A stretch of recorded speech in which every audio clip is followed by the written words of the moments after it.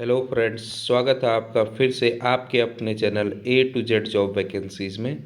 इस चैनल के मीडियम से आप पाते हैं नए नए अपडेट्स जो रिलेटेड होते हैं नई भर्ती से रिलेटेड और सिलेबस एनालिसिस भी। तो आज इसी तरह से मैं आपके लिए लेके आया हूँ कुछ इंपॉर्टेंट अपडेट्स। तो देखिए क्या है आज की अपडेट्स। और अगर आप चैनल पर नए हैं तो चैनल को सब्सक्राइब करना मत भूलिए। तो जो नए अपडेट्स है उसमें आज की एक कैबिनेट बैठक होनी है उत्तराखंड में। जो गवर्नमेंट है अभी फ़िलहाल बीजेपी सरकार, उसकी एक बैठक होनी है और उस बैठक में कई सारे डिसीजन लिए जाने हैं। मुख्य डिसीजन जो बेरोज़गारों के लिए है वो क्या क्या होने वाला है, इस पर डिस्कशन करेंगे। साथ में ये डिस्कशन करेंगे कि क्यों पीसीएस परीक्षा जो है स्थगित हुई है। तो चलिए स्टार्ट करते हैं आज की वीडियो। तो ये है, देखिए पहली चीज़ कि स्नातक स्तरीय परीक्षा पेपर लीक में इनामी कर्मचारी गिरफ्तार। अब क्या हुआ था, देखिए जो प्रिंटिंग प्रेस का एक कर्मचारी था, स्नातक स्तरीय का पेपर आपने देखा था हुआ था उत्तराखंड में। तो उसको लीक कराने की जो कोशिश की थी वो किसने की थी, एक कंपनी के प्रिंटिंग प्रेस के कर्मचारी ने की थी। अब वह प्रिंटिंग प्रेस में पेपर पैकेजिंग का काम करता था। प्रिंटिंग प्रेस में जो है वो प्रिंटिंग पेपर पैकेजिंग का काम करता था और उसको जो है गिरफ्तार कर लिया गया। उस पर इनाम भी रखा गया था। वो जो है एसटीपी की टीम अलीगढ़ गई और शनिवार शाम को कसान को गिरफ्तार कर लिया। तो जो कसान थे, जो पेपर लीक कराने में अहम भूमिका निभाई थी, उनको जो है क्या कर दिया गया है, गिरफ्तार कर दिया गया है। तो एक अच्छी बात कि अगर कोई गलत काम कर रहा है तो उसको अवॉइड किया जाए और इस तरह से उसके अगेंस्ट एक्शन लिया जाए। चलिए आगे बढ़ते हैं नेक्स्ट अपडेट की तरफ। अशासकीय स्कूलों के तदर्थ शिक्षकों को जल्द हो विनियमितीकरण। आपको पता है कि तदर्थ शिक्षकों को जो है विनियमित करने के लिए मना कर दिया था कुछ दिन पहले। तो अब वो लोग लगातार लगे पड़े हैं कि उनको जो है विनियमित किया जाए, यानी परमानेंट किया जाए।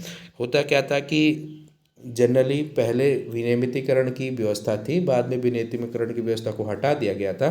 तो जो पीटीए शिक्षक होते हैं उनको परमानेंट नहीं किया जाएगा, ये पहले से बोल दिया गया था। तो अब देखते हैं इसमें आगे क्या होता है। अगली अपडेट की तरफ बढ़ते हैं। प्रदेश मंत्रिमंडल की बैठक आज होगी। ये बैठक मुख्य रूप से इम्पोर्टेंट होने वाली है, खास करके प्राथमिक शिक्षक भर्ती के लिए। पिछली जो बैठक हुई थी, जैसा कि आपको पता ही है कि उसमें जो है उत्तराखंड एलटी का जो है क्या किया गया थी, नियमावली को संशोधित किया गया था। और संशोधित नियमावली पर जो है सभी लोगों ने सहमति जाहिर करते हुए उसको कैबिनेट में पास कर दिया था। तो इसी तरह से पिछली बार जो एलटी की नियमावली संशोधित हुई थी, उसी तरह से यहाँ जो है प्राथमिक शिक्षक भर्ती की नियमावली भी संशोधित होनी है। तो इसके लिए आज जो है कैबिनेट बैठक में प्रस्ताव लाया जाएगा और माना जा रहा है कि लगभग लगभग कन्फर्म है कि वो पास हो जाएगा। अब उत्तराखंड एलटी की अगर बात करते हैं तो यूके एलटी का प्रस्ताव पारित हुआ, पिछली बार पास हुआ, नियमावली संशोधित होकर यूके ट्रिपल एस सी पहुँच चुकी है। 2-3 दिन बीच में छुट्टी थी, इस कारण यूके ट्रिपल एस सी ने वैकेंसी नहीं निकाली है। तो उम्मीद है कि आज यानी मंडे और नहीं तो कल ट्यूसडे तक जो है आपको वैकेंसी दिख जाएगी। तो आप सब्र कीजिए, वैकेंसी जल्द आपके पास आ जाएगी। अपनी तैयारी से आप भटके नहीं, डिस्टर्ब मत होइए। यूके एलटी का विज्ञापन आपको जल्द देखने को मिल सकता है 1-2 दिन के अंदर, अगर सारी चीज़ें ठीक हैं। तो अगर नहीं ठीक हैं तो हो सकता है कि ये फिर डिले करें, लेकिन जैसा कि अभी तक लग रहा है, देखिए ये कोई कंफर्म इन्फॉर्मेशन नहीं है कि सब कुछ ठीक है, क्योंकि विभाग और आयोग के बीच क्या चल रहा है उसके बारे में कोई नहीं जान सकता है। लेकिन जैसा कि बाहर से सुनने में आया कि सारी चीज़ें क्लियर हैं और यूके ट्रिपल एस सी अब विज्ञापन निकालने के लिए तैयार है। तो जल्दी आपको विज्ञापन देखने को मिल सकता है। देखिए वहाँ आप आयोग कार्यालय में डिस्टर्ब करके कॉल करके कोई फ़ायदा नहीं होता है। अब आप देखिए क्या है आज की कैबिनेट बैठक में। तो लोकसभा चुनाव से पहले कई महत्वपूर्ण प्रस्तावों पर मुहर लग सकती है। सचिवालय स्थित विश्वकर्मा भवन के सभागार में 11 बजे से कैबिनेट बैठक होगी, जिसमें कई विभागों से संबंधित प्रस्तावों पर चर्चा की जाएगी। तो इसमें हो सकता है कि लोग अपने अपने विभाग में रिक्त पदों को भी लाएं। तो रिक्त पदों का जब विवरण आएगा तो उस रिक्त पदों के विवरण पर भी बात होगी और हो सकता है कि किसी विभाग में आपको और वैकेंसीज देखने को मिले, खासकर पुलिस विभाग में जो कांस्टेबल की पोस्ट आनी है वो भी आ सकती है। कैबिनेट में प्रदेश की पहली सेवा क्षेत्र नीति के साथ ही बेसिक शिक्षकों की सेवा नियमावली में संशोधन और निजी भूमि पर पेड़ काटने की अनुमति के प्रस्ताव को मंजूरी मिलने की संभावना है। तो ये जो बेसिक शिक्षक की भर्ती है यानी उत्तराखंड प्राइमरी टीचर वैकेंसी है, इसको जो है आज संशोधित नियमावली को पास कर दिया जाएगा। ये लगभग तय माना जा रहा है। तो आप लोगों के लिए एक अच्छी न्यूज़ यहाँ से निकल के आ सकती है। जो लोग प्राथमिक शिक्षक भर्ती में जाना चाहते हैं उनके लिए एक अच्छी न्यूज़, गुड न्यूज़ यहाँ से निकल के आ सकती है। और आए भी देखिए, किसी न किसी को तो रोज़गार मिले तो क्या होगा, उससे कुछ बेरोजगार रोजगार प्राप्त हो जाएंगे तो अन्यों को भी मौका मिल जाएगा। तो होपफुली आज सब कुछ ठीक रहे, कैबिनेट में प्रस्ताव जारी हो जाए और देखिए इस तरह से अपने आप में विवाद ना हो, सीधे सीधे भर्ती निकाली जाए।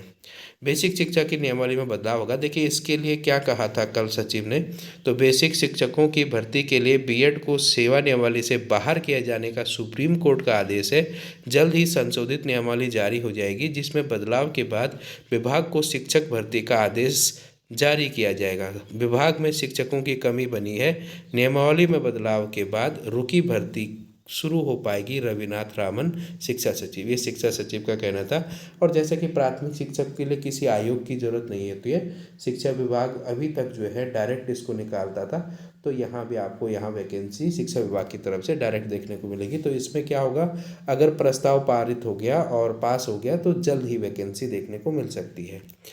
आगे देखते हैं, 1455 पदों पर आवेदन के खुलेगा पोर्टल। ये क्या है, देखिए उत्तराखंड में जो नर्सिंग महासंघ है उनके पदाधिकारियों ने धन सिंह रावत से मुलाकात की और उन्होंने कहा कि मेडिकल कॉलेजों में 1455 पदों के लिए आवेदन 11 मार्च को पोर्टल खोलने के निर्देश दिए गए हैं।